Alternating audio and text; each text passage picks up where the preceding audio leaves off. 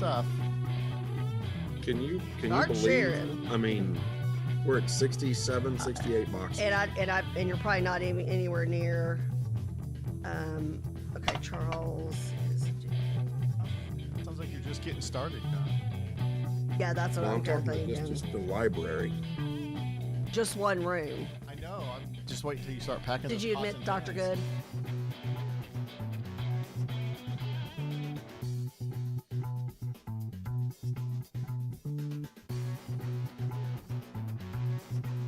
She should be on in a minute.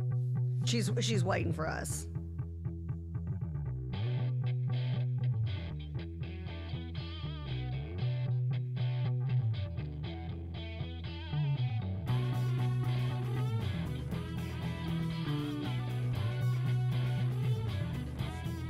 Button. Yep, we are live.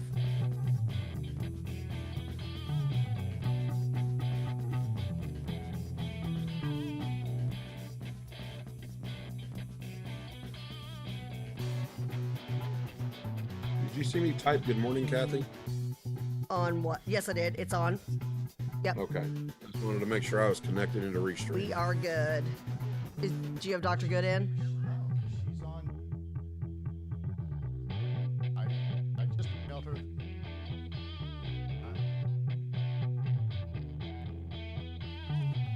Oh, let me get Don.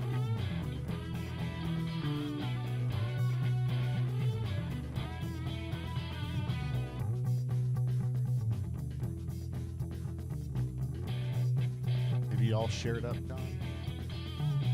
Yep. You're good to go.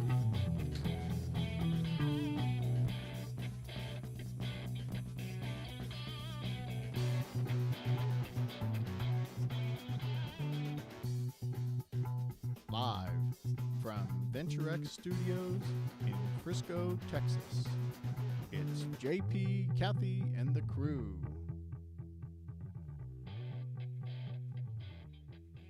Hey, hey, hey. Good morning, Kathy. I'm over here cooking some things up for this morning. I don't think my mic is on. There's my mic. Thank you, Charles. That might be helpful. Yeah, Okay, cooking some stuff up. Wah, wah. There Did you I go. get the wah? There you go. There it is. Well, JP, we have cooked up a great show today. First of all, it's 9/11, and we are definitely going to be recognizing that today with a dear friend of ours out of the McKinney area who is actually retired New York PD who was there. And he's got so much information to share about how the devastation from 9/11, JP, it just doesn't stop.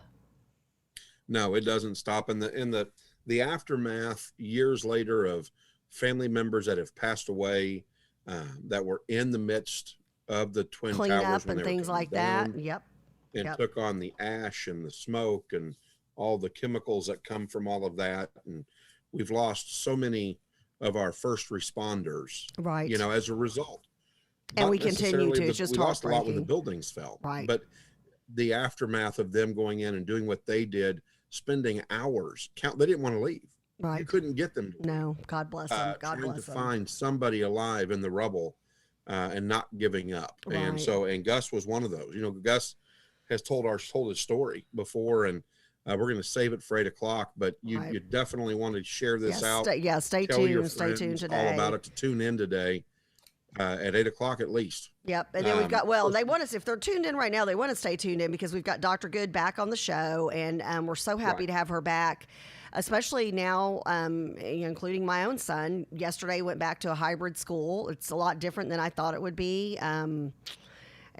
Very anxious to hear her take on things, and she's got some big news from the TEA that she's going to be breaking on the show today. She does. And that's what I was going to say, that share it out, invite your friends to be a part of the show. Yes. Because it's huge today. Dr. Good is going to come on and talk about this is one of those things she and I talked yesterday, and the commissioner got it right this time, and that is how to restore this mental health aspect, and how teachers can be a part of that, and what to look for as kids come back onto campuses, and how to cope. We're using the word cope with our children, almost like we were in World War II in Europe, where the bombs have stopped falling and they can go back to the classroom But now. it's still devastating, and there's still fear, JP. Yeah. And I was so happy when you were talking about what Dr. Good was going to be bringing up today, because the mental health aspect of this is huge, and we have not seen the tip of the iceberg, not for those of us adults who have dealt with it or are still dealing with it, but for our kids. And so good for the TEA for getting this right. And I'm so glad that Dr. Good can break that on our show today.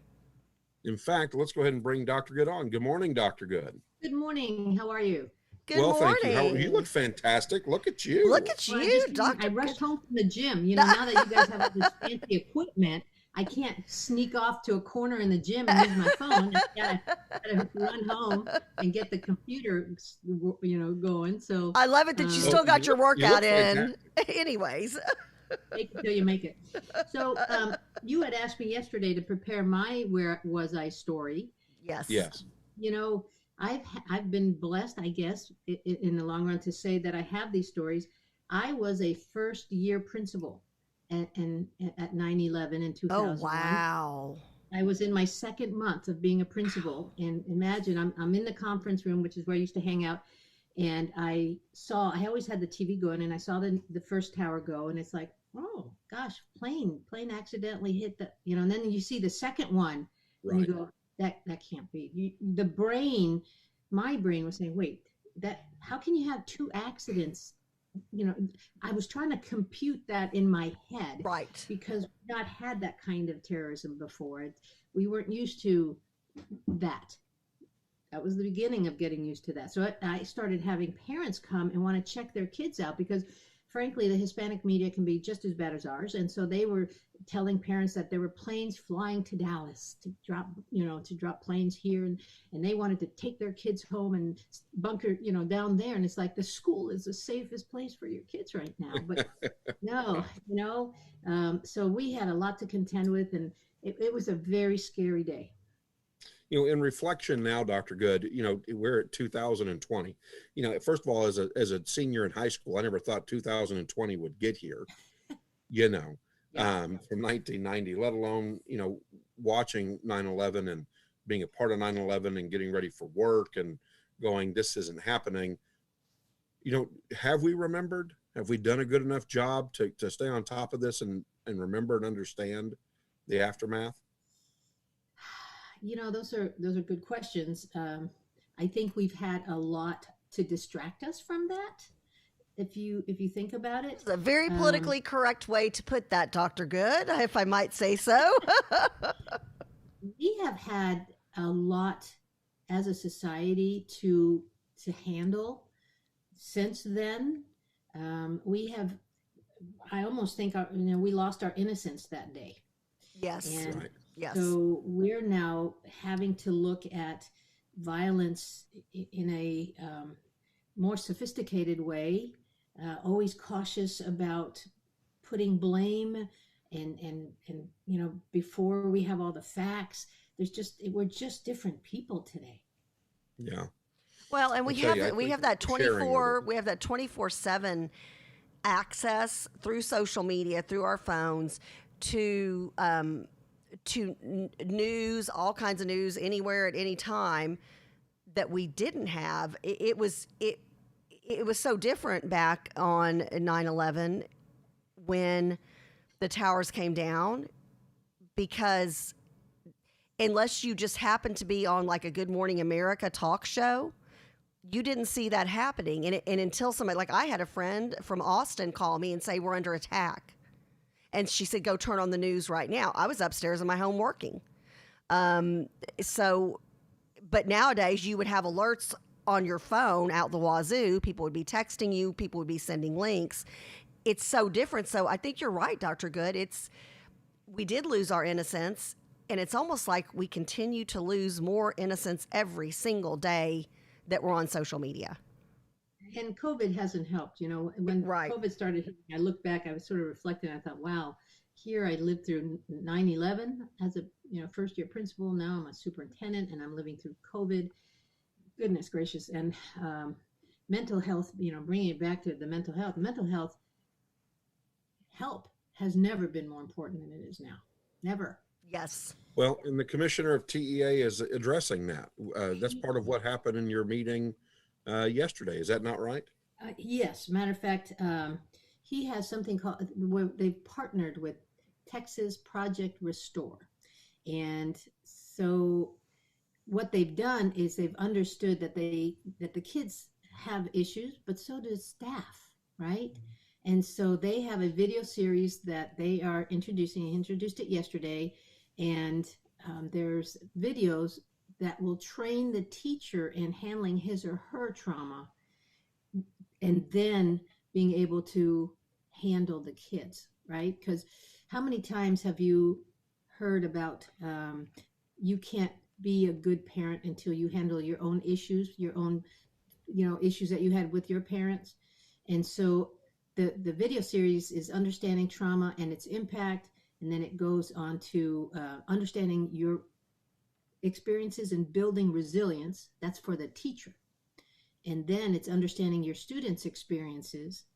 Then it's developing a positive classroom culture, and then it's building strong partnerships with student families. So imagine, and I'm gonna have my building principals have this every Monday, another part of the series, because it's 30-minute videos. And imagine the reflection that comes watching this together in a faculty meeting, and then being able to verbalize your experiences that you had with COVID. I mean, it's just very, very powerful. And so there's an introductory video of about 5 minutes. I sent you the link. I don't know if you want to show that. But it's just, We do, Dr. Good. If you don't mind, it's just a good time for us to show that. I think so, yes. All right. So Charles, if you want to roll out for us the URL link and the overview. Again, this is so vitally important. It really breaches back that communication and how to talk to families, how to talk to students, how to be in your classroom, just huge positive impacts as kids start to come back and deal with COVID-19. It's starting with the teacher. Imagine that. Wow. Yes, what a crazy concept. They got it right.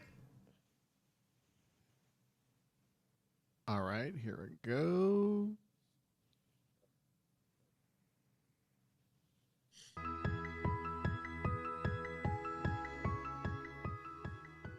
As a community of educators, over the past 6 months, you've been through so much. Our students and families have been through so much. The state of Texas and the whole country has been through so much. From the sudden closing of school buildings, to the complete restructuring of our educational system, to the unrest, stress, and emotional toll of reimagining our work while caring for our families. And all the while, each of us is trying to make sure we and those we love stay emotionally, mentally, and physically healthy and safe. Unfortunately, over the course of the COVID-19 pandemic, many students have been at higher risk of exposure to additional trauma and stress. And as we all head back to school, whether in person or virtually, there are tremendous needs related to widespread losses of safety and predictability. Supporting mental health, emotional well-being, and teaching and learning is essential at this time. That's why the Texas Education Agency has launched Project Restore, a trauma-informed training video series designed to connect you with relevant science and strategies that can help you address the emotional needs of your students, but also yourself, your colleagues, and students' families. I'm Tori, and I want to personally welcome you to our video series. I'm so glad you're here.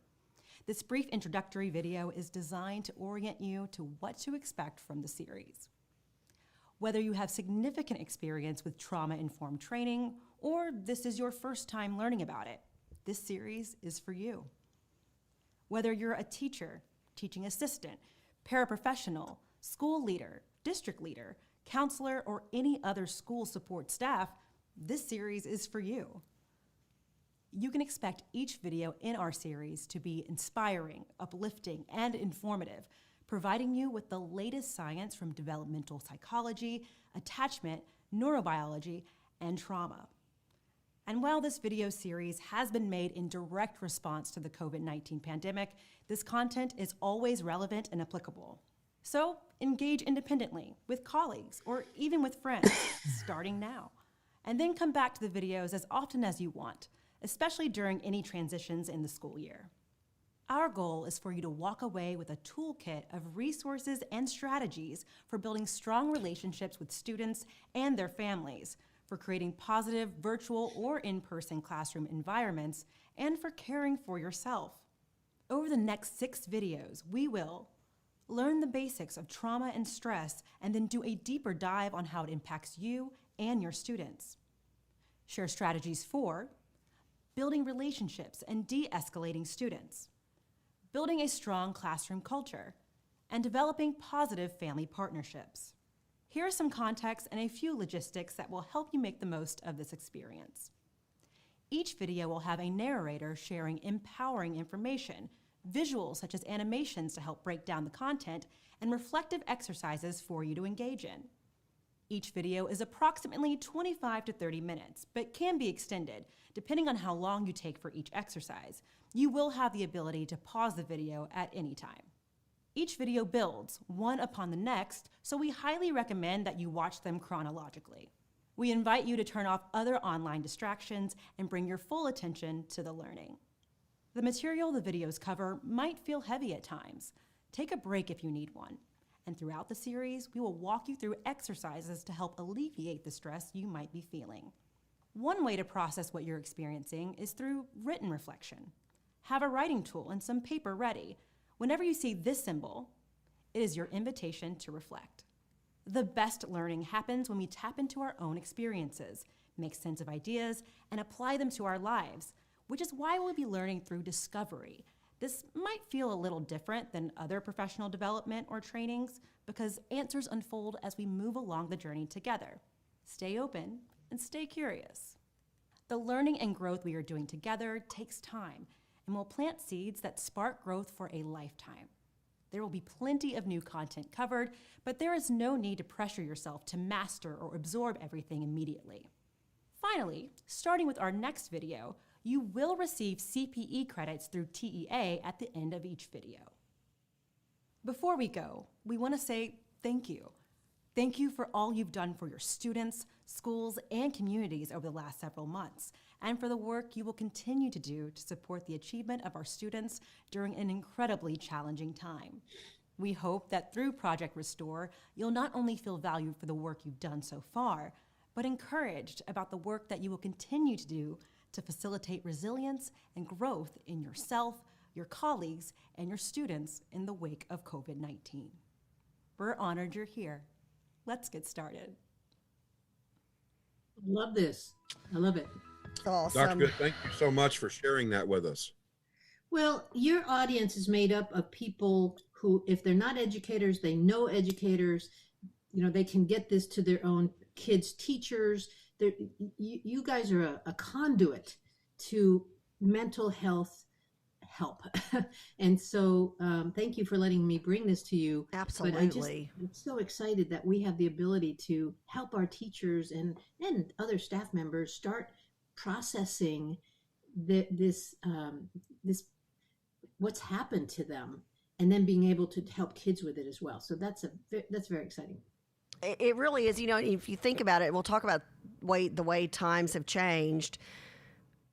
6 months ago, would we have even had mental health being discussed like it is so openly in schools and amongst educators and, you know, superintendents and TEA leadership? I don't think so. So at least we've come a little bit further.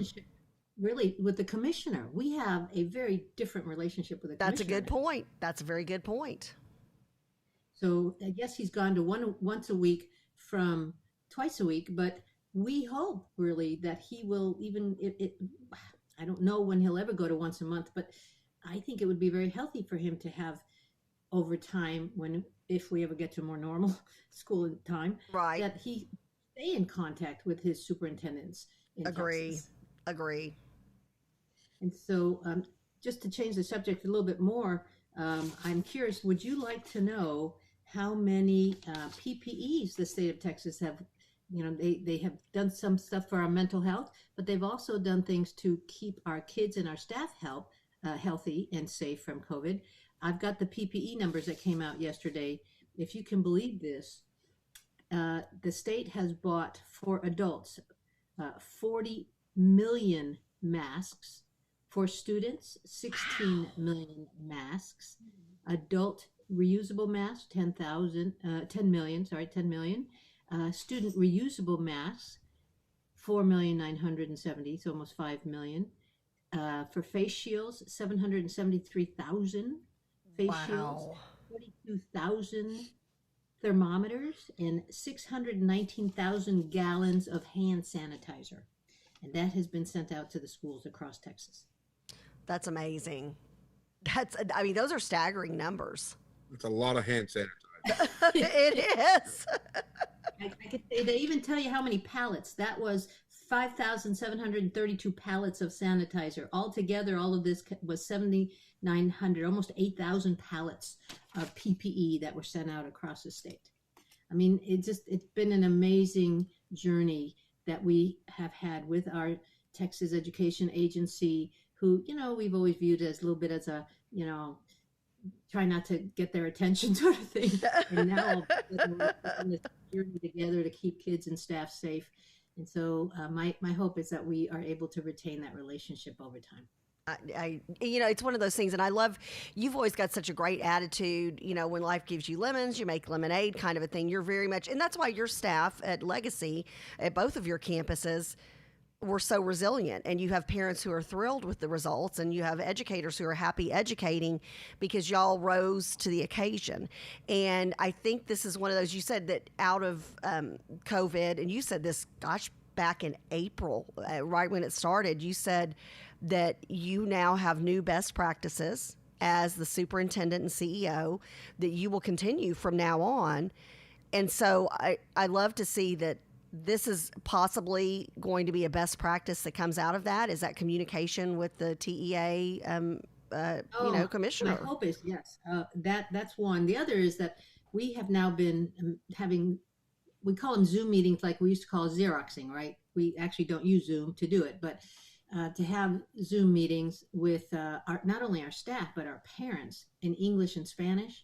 And we've been able to grow that, the number up from 60 showing up to now 160 showing up, which still isn't all of our parents. But again, it's showing me that our parents are increasing in their understanding of how to use technology, and our Spanish numbers have grown too. And that's been sort of cool. Okay. A lot of our Spanish dominant folks, they don't have a lot of technology skill, but they've been forced to, since the end of March to get better at it. And I'll tell you, I'm sure districts all over Texas will tell you this, our student information databases have never been cleaner than they are now as far as updated cell phones and email addresses, because they haven't been able to go to the schools. And so they rely on the messages that we're sending, whether through email or through text message. And so, and that's one of the things I rely on the parents who do come to our parent meetings to say, hey, folks, I know people who aren't on this parent meeting. Please make sure that if they're not getting these messages, this is what they do. And so we've been information to them. Yeah. And that's the Legacy story. That is a Texas, in Texas district story. It's huge. Or maybe even national, because frankly, everything I've seen happen in Texas is happening all over the country. It's awesome. Well, Dr. Good, I cannot thank you enough for sharing your 9/11 story. But then also passing on some light into the fact that TEA is going to help districts address mental health, both in the classroom and out of the classroom for staff, students. And so that's fantastic. Thank you so much for sharing all that. And then we can see you Sunday. 8 o'clock on Sunday. We will talk more about that so that we can make sure we get the word out even further. Love it. Absolutely. Thank you, Dr. Good. Have a blessed day, Dr. Good. Thank you. You too. All right. Well, Kathy, there's a lot more going that's on. Great in the state information. of Texas. That's just great. That's good news, right, JP? I mean, you worked closely with the it's schools good. while you were a judge. I used to be a high school teacher in Plano. That's just good news. Yeah, it's required, and I'm glad that we're fulfilling awesome. this huge gap, filling this huge gap for mental health. Substance abuse, you throw into that. Oh, You've got a 30% turnaround right now on people reusing. There's been a huge increase in substance abuse. And I'm not talking amongst kids. Right. I'm talking amongst adults. Right. So I'll tell you though, what the other good news is that we are not jumping on the bandwagon here in the state of Texas, and I knew we weren't when it No. comes to defunding the police. Amen. Do that again. I like it when you do that. Amen. That's Yep. boy howdy. That's I was so happy to see this come out of Governor Abbott's office. It's not even funny. I was thrilled. You jump on it. You sent it to me before I could send it to you, and I'm going to let you lead it in because I want to talk about what the Houston congressman and mayor have said. Oh, I have not heard this. Oh, come on. We're in a good mood. Is this going to make me mad? Governor Abbott basically has sent out a pledge, and I love it because I've been watching the different state reps and state senators, including our state reps here in the Collin County area, our state senator, Angela Paxton. All over the state of Texas, you're seeing people sign down, these leaders in the legislature sitting down, putting pen to paper and signing a pledge saying that they will not ask or they will not make any kind of movements in support in any way, shape, or form of defunding the police in the great state of Texas. And this is an initiative coming from the governor. So Governor Abbott has sent this pledge out. All of the different people who will be involved in the next legislative session, which will start, like January 21st, January something.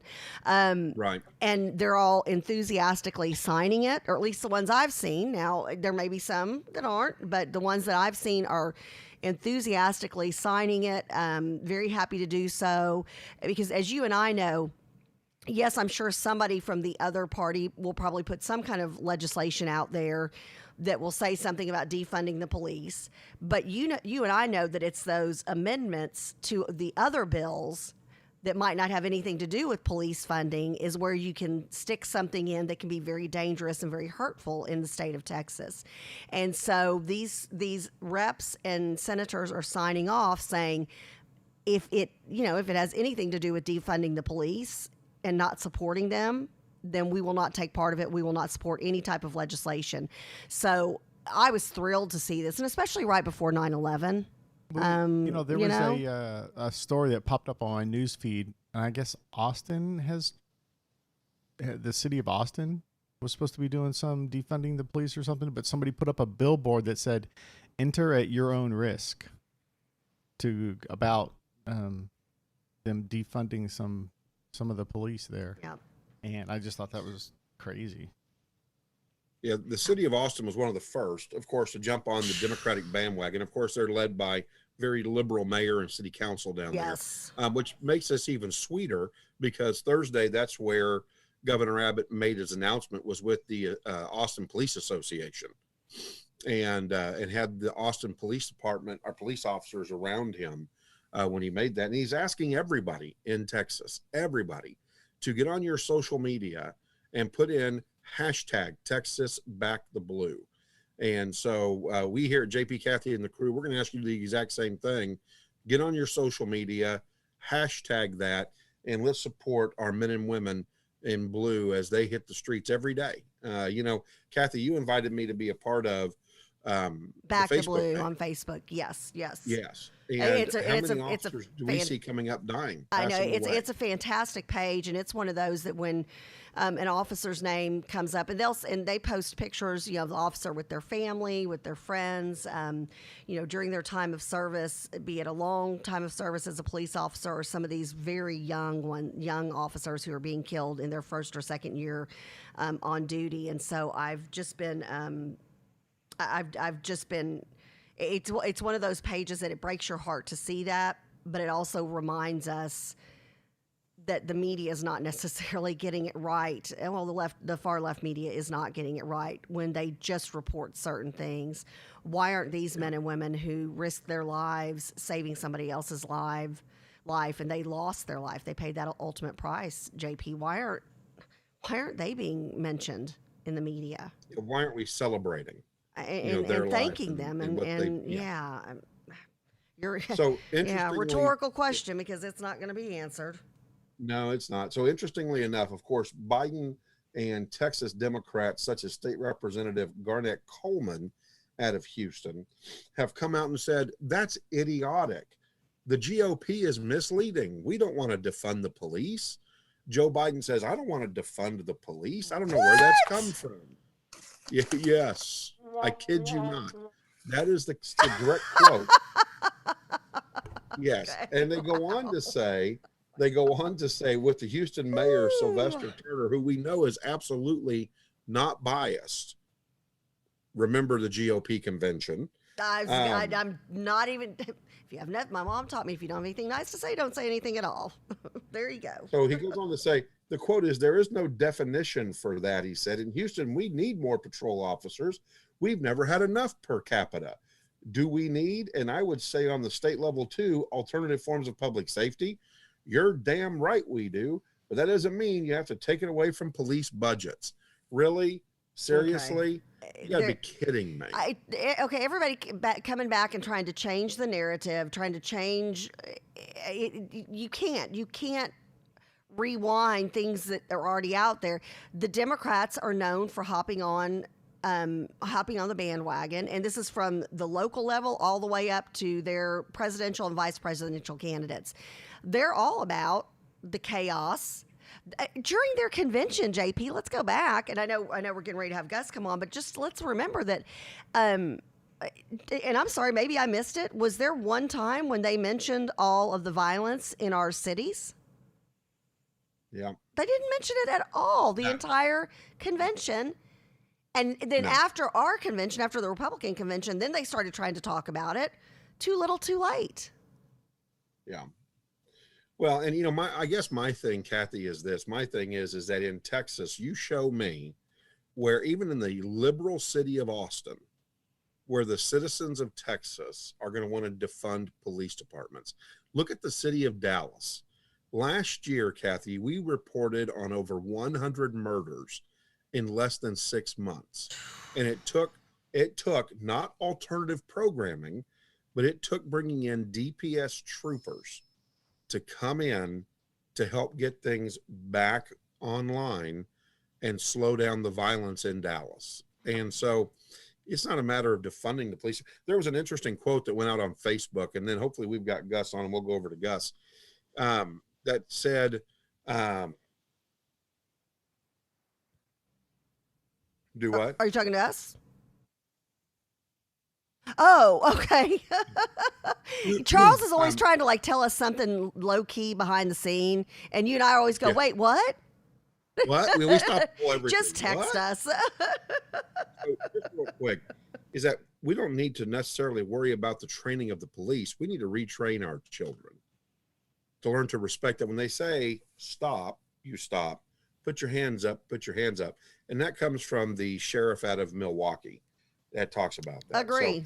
So, Officer Clark. We've got Gus on the line. Yeah, I agree. It's one of those things that you're right. We've got to change. We've got to change how we're looking at this, because it's not the police officer's fault. Speaking of police officers, how are you, Gus? Okay. Can you guys hear me? We can hear you Oh, now. Gus. Hey. George, how are you, sir? Man, Gus, I'm great. It's so good to see you and hear your voice, Gus, and just want to let you know I put a little prayer in for you last night, my friend. Thank you, sir. Thank you. Yeah. Good morning, Kathy. Good morning. Good morning, my friend. We're so happy to have you on, and we know you're literally running from one event to another event to another event, so we appreciate your time today. 9/11, here we are all these years later, and it's still those of us, and I can't even imagine having been a police officer in New York at that time. When I started seeing people post last night about all of the people, they said this time, the people, 3,000 people went to bed who would not live to see 24 hours later. And some of the powerful, moving tributes that already started on social media. And for those of us who remember it, it doesn't go away. And I would imagine, Gus, for somebody like you, this always has to be pretty far up in your mind. Yeah, I mean, even though it's been 19 years, usually around this time of the year, especially in the first week of September, and not just me, but a lot of my colleagues that were there on that day, in the months following, we start getting this feeling, we know it's the date's approaching, and we start getting very tense. I mean, so I like to tell everyone my September 11th story started on actually September 10th. I left for work 10 o'clock at night. I used to live in Long Island, New York, which is about an hour from New York City. At that time, I was a sergeant on patrol in Brooklyn, Bed-Stuyvesant area. So I left home, told my wife, like I always did, hey, I love you, I'll see you in the morning. Left for work that night in Brooklyn, typical Brooklyn night. Had a few people shot, a couple of people stabbed. I got stuck at work that Tuesday morning of September 11th doing some paperwork, and I get a phone call from my wife asking me if I knew anything about a plane hitting the World Trade Center. I'm like, what are you talking about? Not even 10 minutes later, a police officer runs out to the parking lot of the station house. So I was just getting ready to go home. I was supposed to be off that Tuesday, Wednesday, Thursday. I was looking forward to my 3 days off. And he goes, hey, Sarge, they're calling everyone back in. Something about a plane hitting the World Trade Center.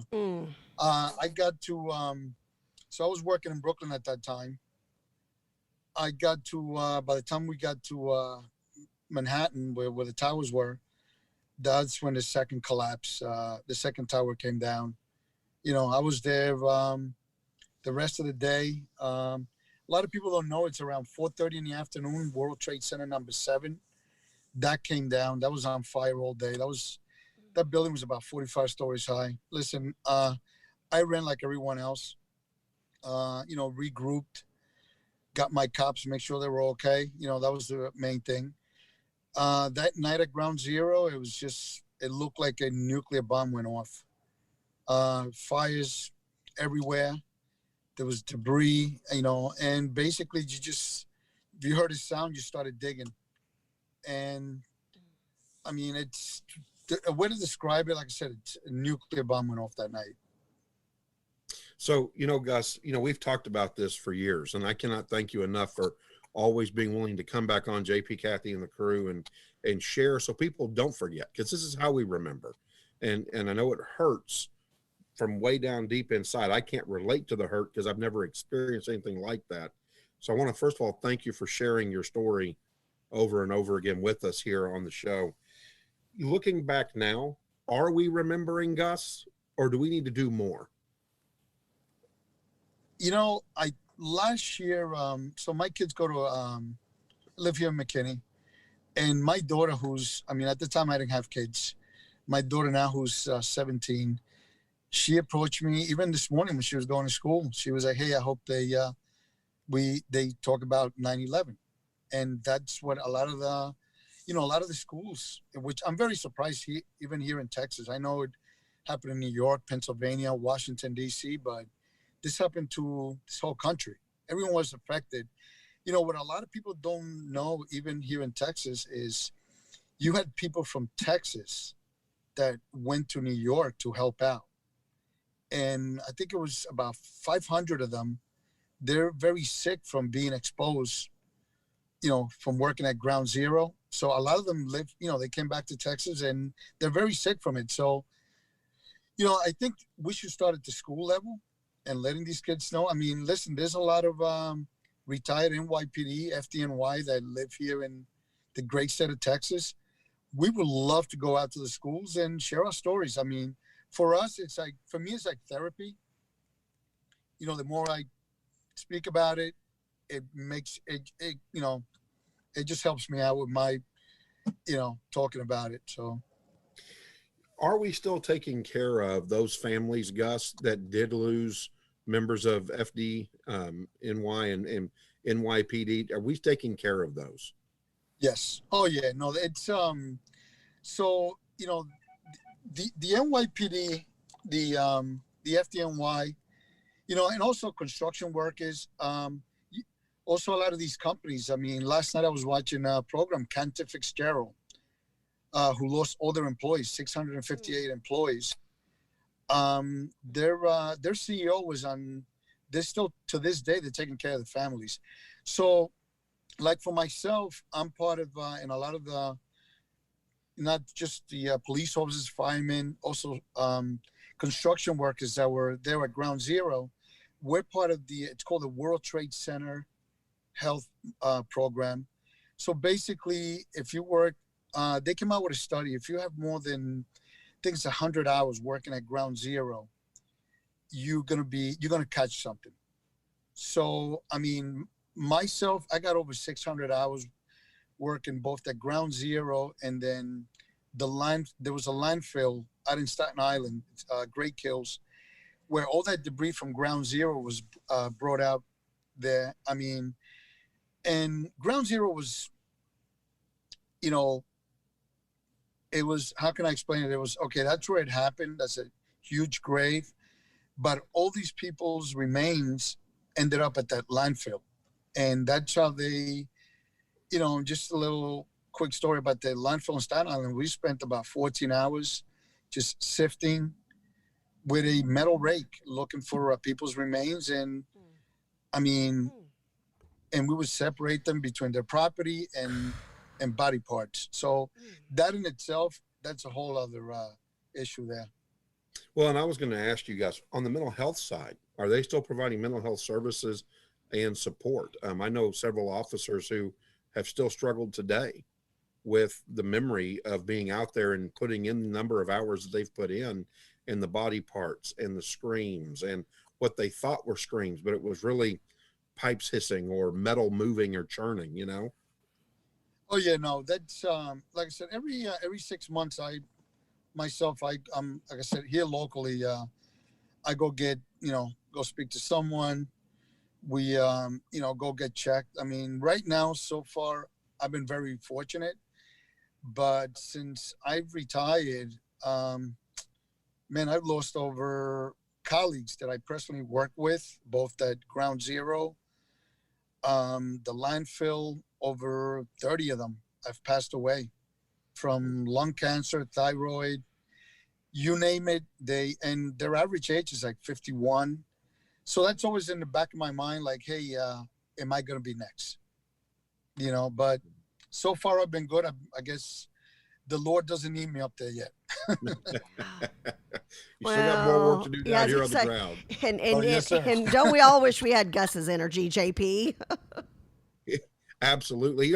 Gus, how's Ron doing?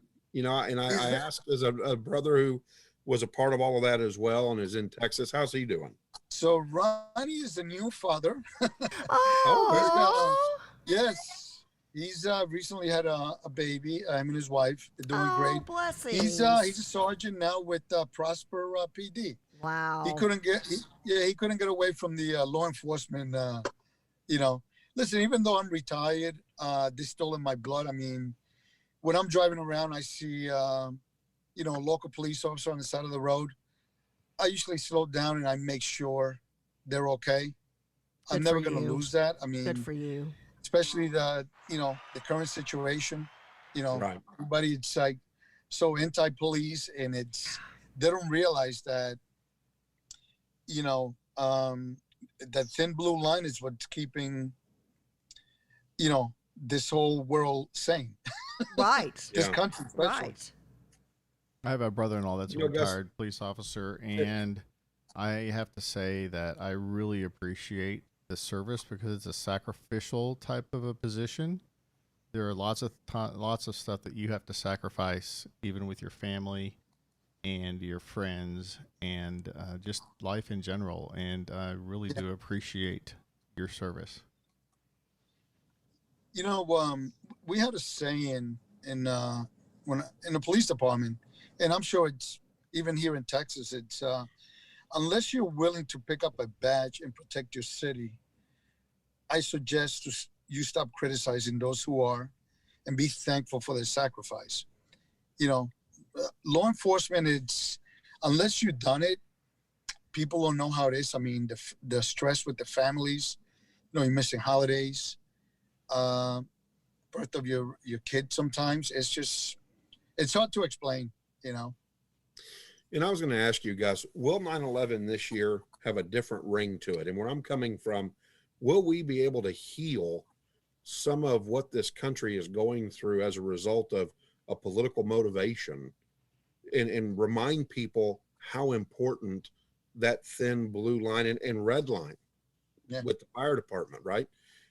How thin that really is, and how much good is done in the world as a result of law enforcement officials. Well, prime example I could give you, it's, you look at New York City, I mean, 22 years, listen, a lot of us died, bled to make that city safe. And it took 3 years for someone to destroy that whole city. I mean, the crime, it's out of control. I mean, it's, even though I don't live there anymore, I still have a lot of friends, a lot of relatives. And it just amazes me that in 3 years, the current administration there destroyed that whole city, and it's happening in other parts of the country. I mean, it's an eye opener.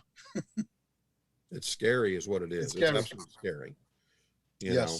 And so, but again, I cannot tell you from the bottom of my heart, Gus, what you guys did out there. And as we watched it on TV and you lived it, the horror that must have been, it all went away because you guys were so good at what you were doing and so focused. And so I cannot thank you enough for all that you did. To me, it was, it was just a job. I was just doing my job. I mean, just like, I'm speaking for myself, and I'm sure all of us, both police officers, firemen, it was just, that's what we signed up for. I mean, the one thing that I mean, from 9/11 and the following months, the hardest thing was the days that you weren't working at Ground Zero or at the landfill was attending funerals. I mean, that was the hardest part. You're always hearing you heard a colleague, hey, yeah, they're having a funeral. So you worked all day and you try to make that funeral. And the hardest thing was looking at their wives, their kids. I mean, one of the hardest funerals I attended was, you guys probably, Captain, the Vigiano brothers.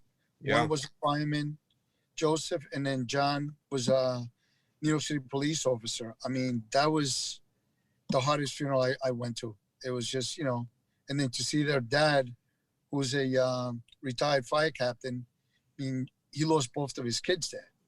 Yeah. That's, I couldn't imagine. So. Well, I just know that it resonates deeply with me. I went out to New York once they erected the new 9/11 monument and the memorial, and I cried all the way through it. In fact, I was so moved, and it was very new at that time.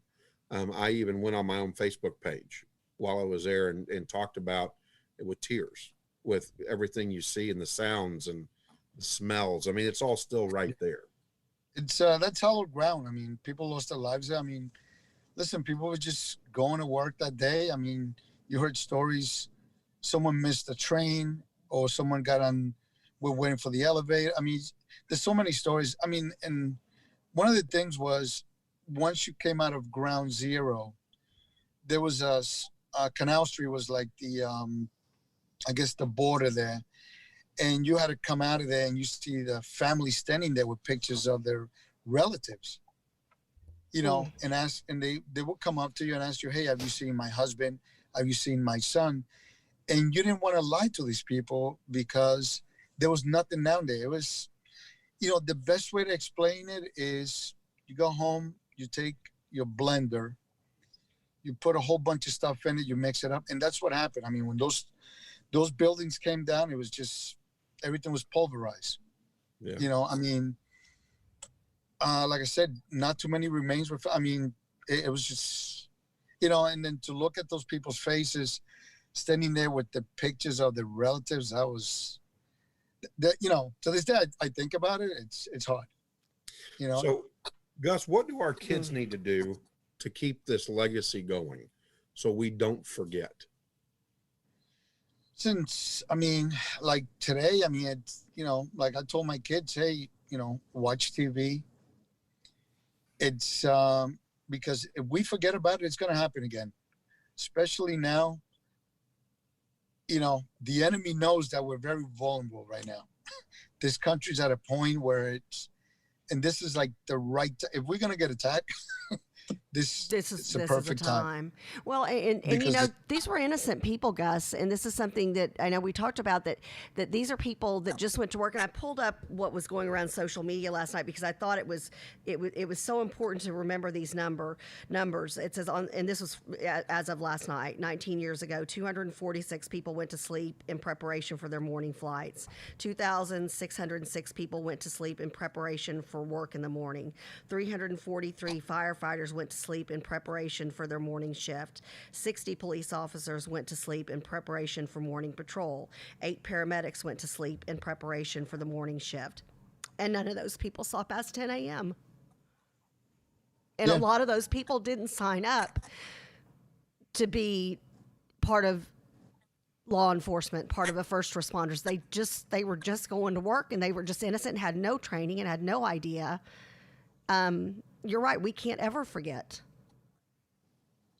I mean, I'm sure you guys, there's a story about a gentleman who was in one of the towers, 73 years old. This elevator, it was one of the last elevators that came down. He basically stepped out of the elevator to let somebody else in. He goes, listen, I've lived my life. And that gentleman didn't make it. For example, I was working one time at the landfill, and we had to sit in front of the sifter, just watching people's personal property, human remains going by. And I noticed there was this women's pocketbook, a small wallet, I guess. So I grabbed it, picked it up, opened it up. I looked at the driver's license, and I noticed that the address was right down from the station house where I was working at that time in Brooklyn. So I get, so all that property and remains, we had to turn it in every night into there was a trailer the FBI set up. That's how the people were being ID'd.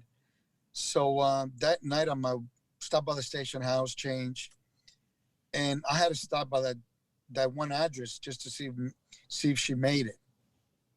Rang the doorbell, gentleman came down, African-American male, came down, and I asked her, hey, it's Clara Jones, make it. She's like, I told him who I was, and that was her husband. No, she didn't make it. She was with Cantor Fitzgerald. So that, just that office alone, like I said before, they lost over 600 some employees. They were just working. It's there's so many stories. It's, and but I always remember the good times. I'm trying to, so that's how I remember it. Well, Gus, I know that today you're busy. Where are you going to be out today, and what you're doing today to help everybody remember?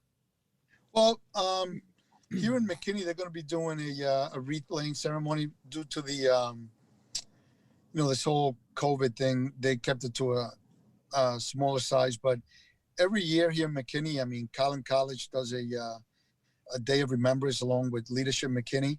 So they invite a couple of the retired guys to come out.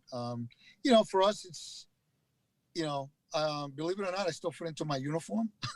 Good for you. Wow. Even my daughter was like, wow, Dad. Good for you. He goes, oh, yeah. So that good eating here in Texas, I guess. But, like I said, a lot of, and when people ask me, how do I feel? Listen, the more I talk about it, it helps me. And I think it helps a lot of us that were there, not just that day, but the months following September 11th. Well, I think that's important for people to remember that police officers and the people that serve us are still people, and they still have those feelings, emotions, empathy, and compassion for people. We are human beings, just like everyone else. Amen. Amen. Well, do me a favor. Would you please tell Ron Castro I said hello and congratulations? Blessings. That's exciting news. I will. And just to add, I also this day also changed a lot of lives for our veterans. A lot of young men stepped up. Yes. Went to fight in Iraq, Afghanistan. Yes. I mean, that's who took the fight on for us. So, me Very good being a point. Army veteran, I mean, I always look up to my veterans, Yes. and so, and also think about them. Yes, Amen. thank you, Gus. God bless you, and thank you so much Gus, thank to you and everybody else who served and continues to serve, first responders and military. You're right. We're very blessed in this country. Yes, we are. Best country in the world. Amen. All right. We love you, Gus. Take care, everyone. You too, Gus. Have a Thank good you day, for Kathy. joining us. Thank you, JP. All right, take care. Take All right, care, and Kathy, every year, tears just come down. I remember where I was at. I was in my home. Yep. I had the news on, and I was getting ready to head up to work, and just stood there in disbelief. I was putting my tie on. Yep. And my first thought was, "Oh my God, is my friend Frank okay?" Yep. Well, because Frank Kushner was working. Yep. I remember Emily was almost 2, and I was working from home. Like I said, one of my girlfriends from Young Republicans called and said, "We're under attack. Do you have the news on?" And I said, "No." And then just like that, my mom called and said, we're at war. And because nobody knew what was happening. And I remember just sitting there with my, almost 2-year-old daughter thinking her life just started. Is this it? And I was dumbfounded. And, it's interesting. So, we talk about making sure people remember, and I always talk about this on our show every year on 9/11 because it's a very simple thing that my family has done. And we started doing this when my son wasn't born when 9/11 happened. My daughter was, and I remember when he got to be in elementary school and we would talk about 9/11. I thought, he doesn't have the remembrance, and Emily was so little, she doesn't have that remembrance as much. So what I do, and we still do this, even when if my daughter's she's living on her own right now, so we'll FaceTime her in if she can't come by. But every 9/11, since the kids were in elementary school, I get a red candle, a white candle, and a blue candle. We light those candles, and we sit around the table. We pray for the people who lost their lives. And we pray for the people who are still suffering, either emotionally or physically, from 9/11.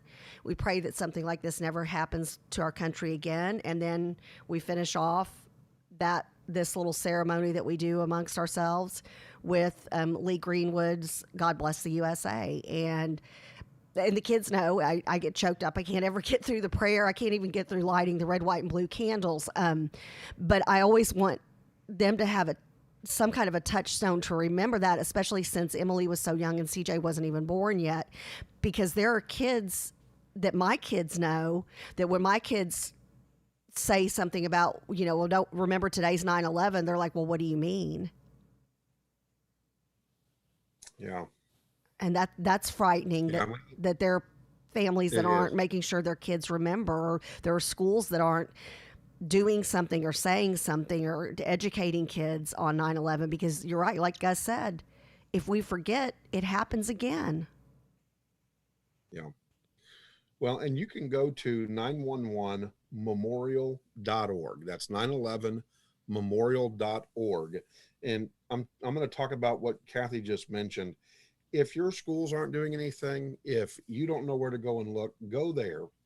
They offer a free webinar, a 35-minute webinar on 9/11 and remembering 9/11. What was that website again, JP? I'm going to put it in our comments. 911memorial.org. Got it. Okay, thank you. And so, like I said, they offer a webinar.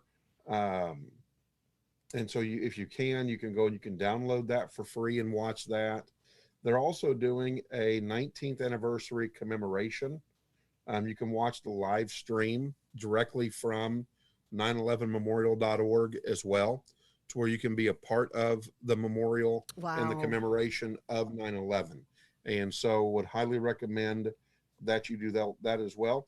And of course, these things cost. So they're always looking for donations and support of the memorial and the museum. And Kathy, I don't know if you remember me calling you in tears when I was in there and telling you Well, just because it's like it all. I remember you said it's all. I'm here at the memorial, and it's all coming back to me, and everybody has that. Everybody, no matter what your lot in life is, no matter what you were doing at that time, that when 9/11 happened, that's something you don't forget, and and I remember, yeah, you called me and you were, I could barely, I was like, are you okay? And you're like, and then finally I was like, oh, he's at the memorial, because you could barely speak when you were at that memorial, and you said it's like it just happened today when you're here. I remember when I came downstairs getting ready to leave for work. I had my backpack on, and the Today Show was on, and they broke in and said a commuter aircraft just crashed into the building. And when I saw what had happened, the first thought I had is that was not an accident. Right. That was my first thought. And then especially when the second one hit, it was like, okay, now I know. But the first one hit, I just was stunned. I was stunned. Well, like Dr. Good said at the beginning of the show, and she was a first-year principal then, that she was trying to put puzzle pieces together that didn't fit. Like, wait a second, that couldn't have just accidentally happened. Yeah, when I saw that I was just like, there's no way that was an accident. Yeah, I knew it most immediately, because those buildings, there's nothing else around there. There's no reason, especially for a plane that large. None of it made sense. Yeah. So some of the comments, Kathy, that I've been reading on our stream. Yes, sir. Fred put on there, I love the Denton Fire honors. They honor the 343 FDNY firefighters that lost their lives that day. They have stay back 343 feet on the back of their rigs. Gail Meeks put on, people of NYC in 2002 were still very somber and actually helpful. They pulled together like no other. This is the America I know. Yes. God bless. Yes. Amen. Everybody came together. And I really hope today, and now luckily I know JP, you're busy, packing up your dad's house, and I know Charles, you've got stuff to do. I'm headed to Chuck Wright's Memorial Veterans Golf Tournament fundraiser after this, and I'm going to stay away from the TV as much as possible, just in case people try to make something political out of today. I don't want to see it. I don't want to see it. Well, and Coach Quigley put that our president is landing in Shanksville. He is speaking in tribute to heroes. And so we'll at least have that. Yeah. God bless him. Yeah. Let's see. Fred said, my friend who was FDNY Rescue 3 had swapped tours with a guy. The guy who was working his tour was killed there. And so these are the comments that come on. And Tio Loco said, good morning, JP. It's sad that we are slowly forgetting 9/11. I was still living in New York City on 9/11 and remember every moment from early that morning to the end of the day, and was actually scheduled to go to Manhattan. I was in a state office building in Queens, locked in a testing room, and information was very scarce. I personally knew so many people that lost loved ones that day. Hope you all have a blessed day. You. I don't know, Kathy, that there was anybody that was absolutely not touched by 9/11. Well, some way, and think of how many of our friends, you're right, JP, and think of how many of our friends were in DC. You and I, having been in Young Republicans back in the day, we've got friends from all over the country, and a lot of them landed in DC with jobs. I had a friend who was on his way to the Pentagon when he saw it get hit, and he's in a rental car. It's just, and you look at, and I don't know, maybe because there's a whole generation that has grown up that didn't know about 9/11, haven't learned about it. Maybe they're not grateful for what we do have in this country, and the fact that you can protest and you can speak your mind, and you do have the First Amendment, you do have freedom of speech. But then at the end of the day, what has happened to respect for law enforcement? Now I watch these kids who have never fought through anything tough in their life, maybe personally, but as far as being an American, America doesn't hold you back at all.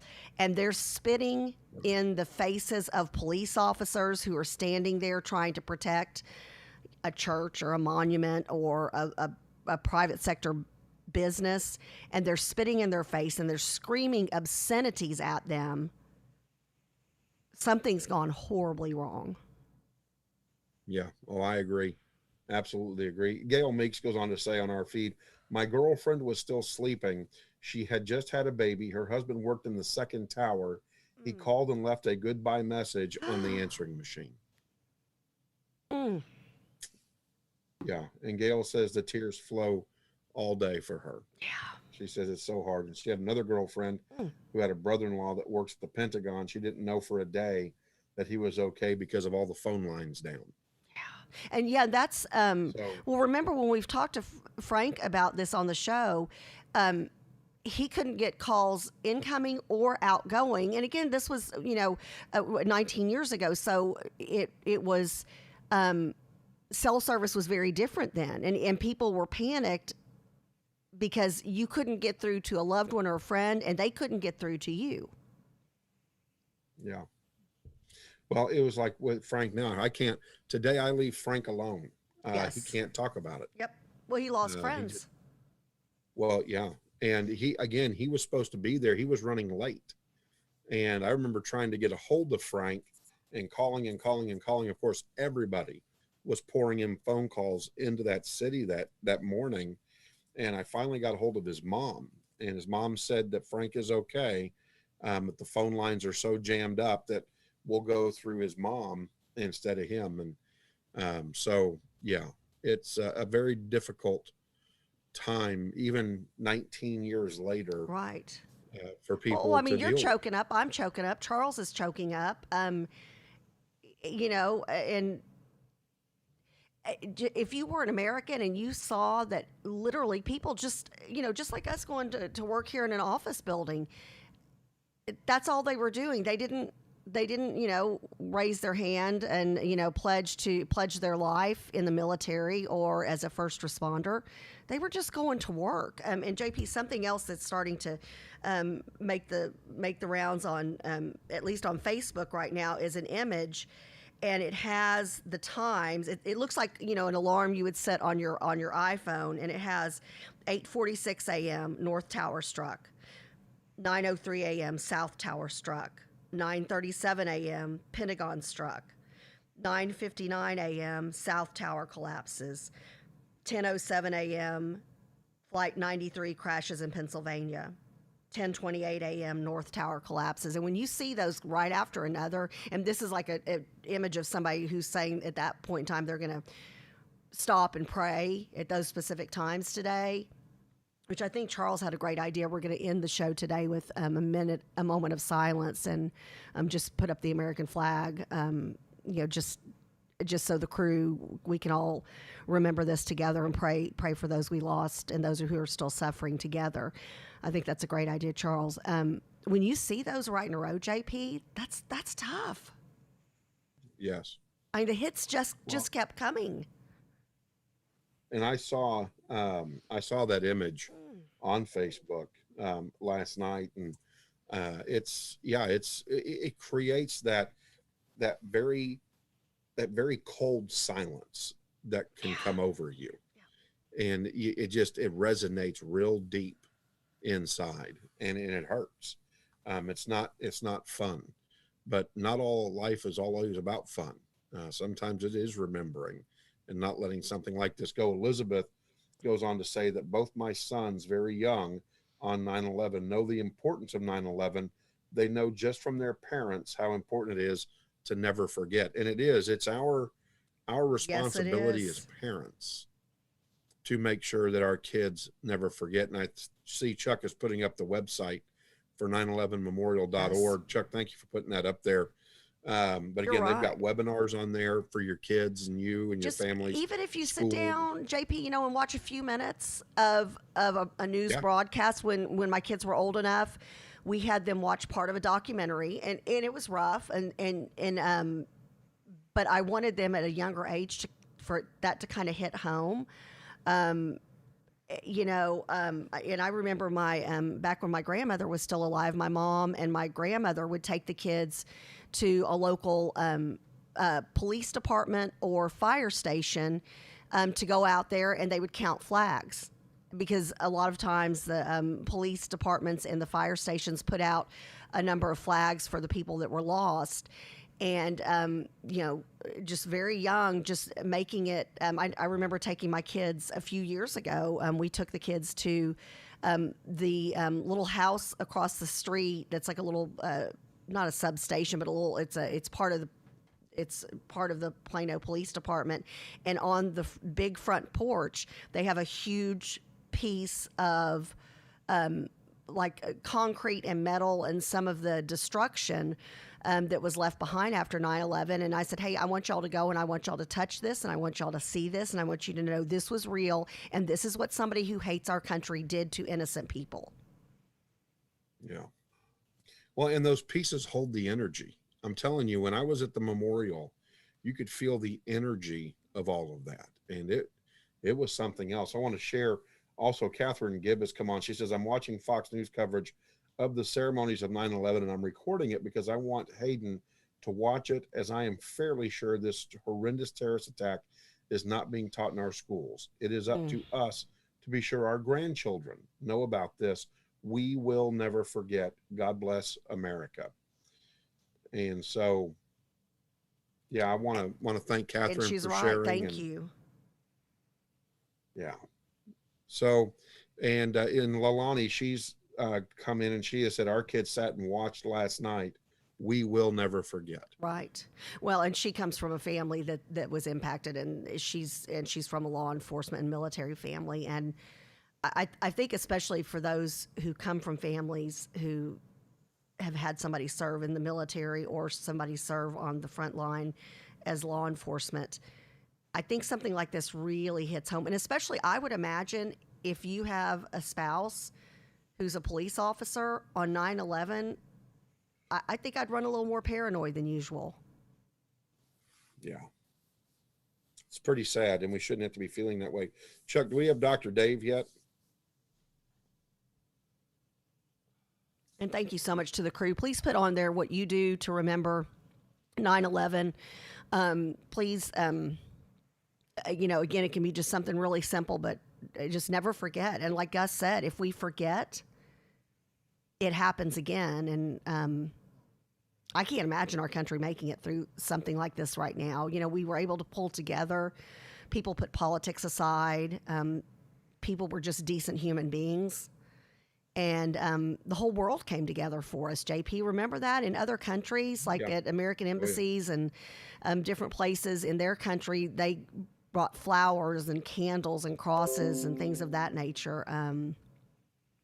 We all came together. That kind of showed the best of us after 9/11 happened. I hope we get back to that very quickly. I hope we get back to being the best of us.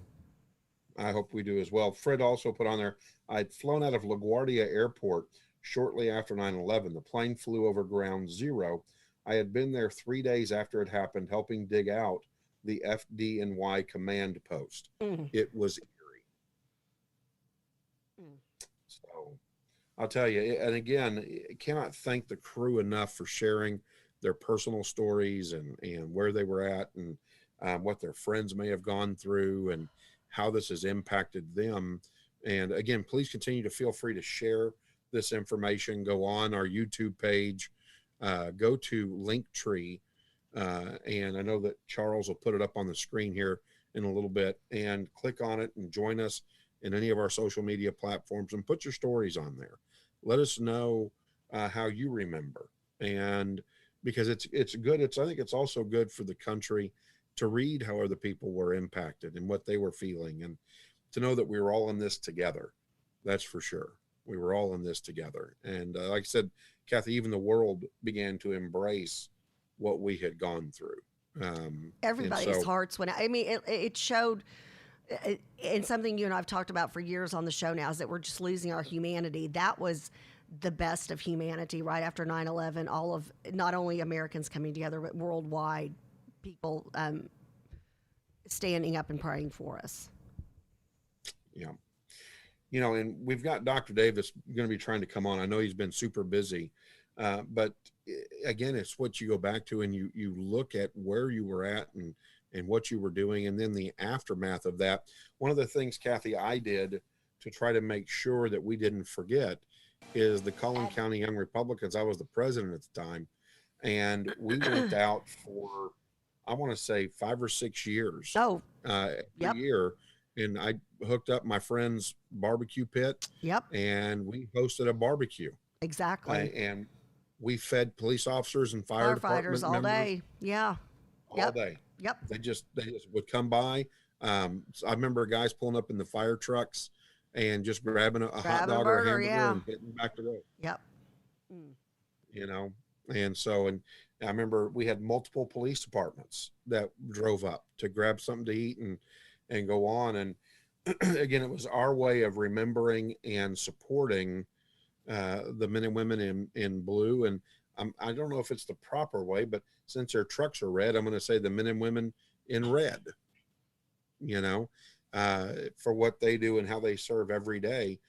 I'm trying to recall, Kathy, but let's go to the California wildfires right now. I've got family in Fresno who are on the other side of Cave Creek, and this is coming.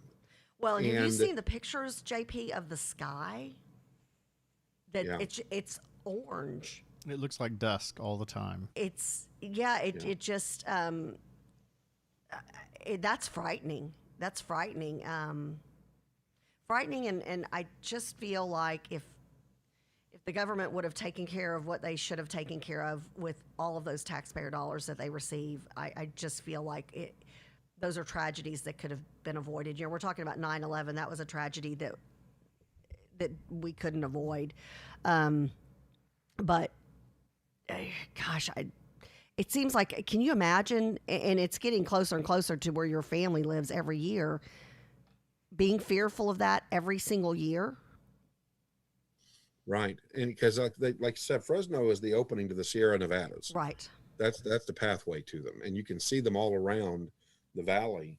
And so, and we've got Texas firemen and women out there right now that are helping, trying to hold that line. And they're talking about just holding 20%. And so here we are in this era today.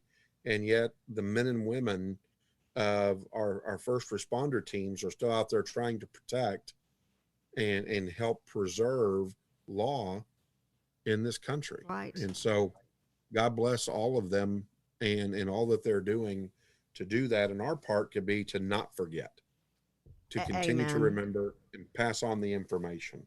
Well, and then I think something you mentioned earlier, I think right before we had Gus come on the line. And again, Gus, we love you dearly, and we're so appreciative of the fact that you spent time talking with the crew today about 9/11 and your experience. I think something you mentioned right before he came on air with us, and that was, okay, so yes, we do. It is imperative that we remind and we teach our children, especially those who weren't born yet or who were too young to remember, about 9/11, but also about respecting law enforcement. Here's the thing. If I get pulled over, there's not any part of my brain that thinks be a jerk, be an idiot. I think a police officer has pulled you over. They have a reason, and you need to listen to them and treat them with respect. That's how I was raised. So I think, like you said earlier, it starts with parents nowadays raising their kids to respect first responders. And here's the thing, here's the great thing. This as a former JP, that if you don't agree with law enforcement, you've got your day in court. Right. And it's that simple, right? It is. I don't know how we've gotten away from that. Kathy, some of the quotes that have come out of 9/11 that are out there, and there's quite a few of them. And this came from survivors. I still have the shoes I wore to work that day. The soles are melted and they are caked in ash. I keep them in a shoebox with the word deliverance written all around it. They're kind of like my ark, a reminder of God's presence and the life I owe to him. And that's a 9/11 survivor. Another quote that's come out of 9/11: never forget, a time to remember those who died, those who served, and those who carry on.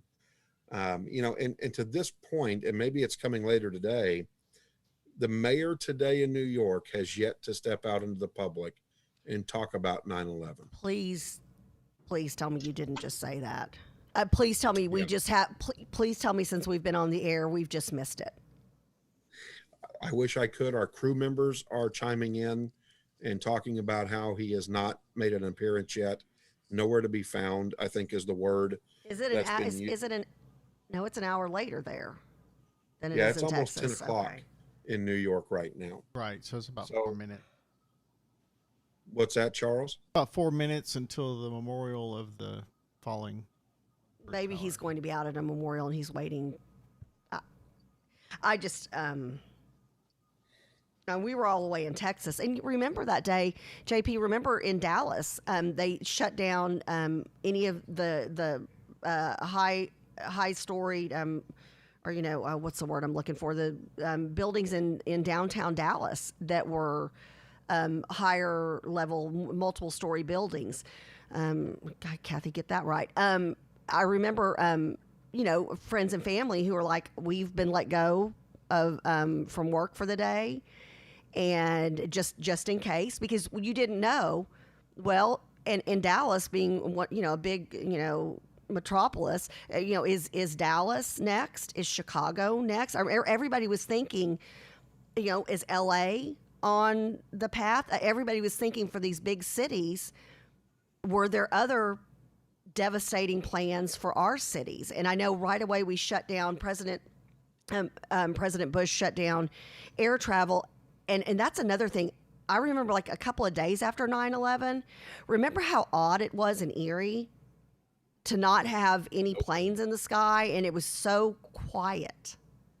Remember that? Yeah, oh yeah, I do. And we talked about that. I do remember that. I had a former boss, and he was a former air traffic controller. Right. And on that day, he was saying, this just never happened. It was just how no planes in the air. Yeah. Basically pre-Wright brothers.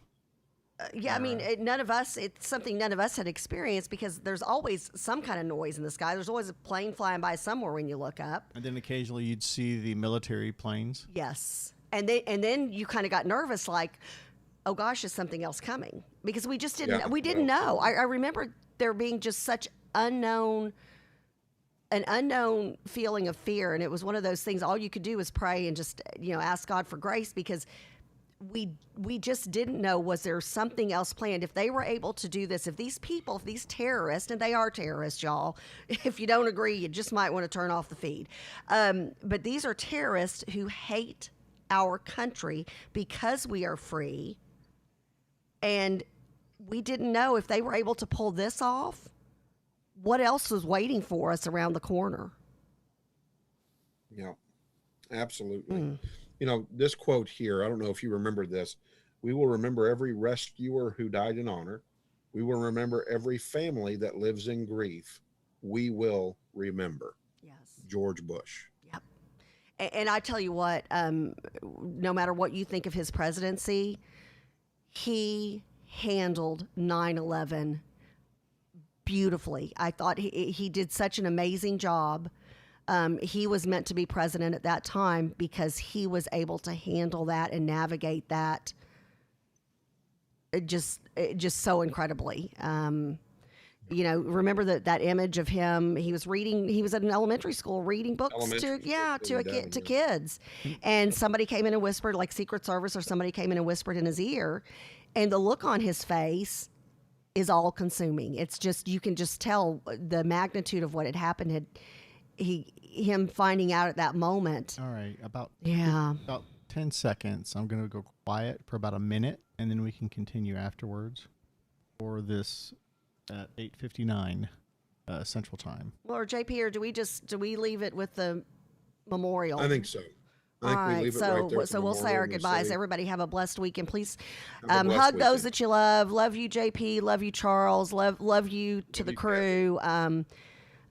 Hold those you love near, and have a blessed weekend. And we'll see y'all on Monday. God bless everybody. Love you, Charles. Love you, Kathy. Have a Mwah. blessed day.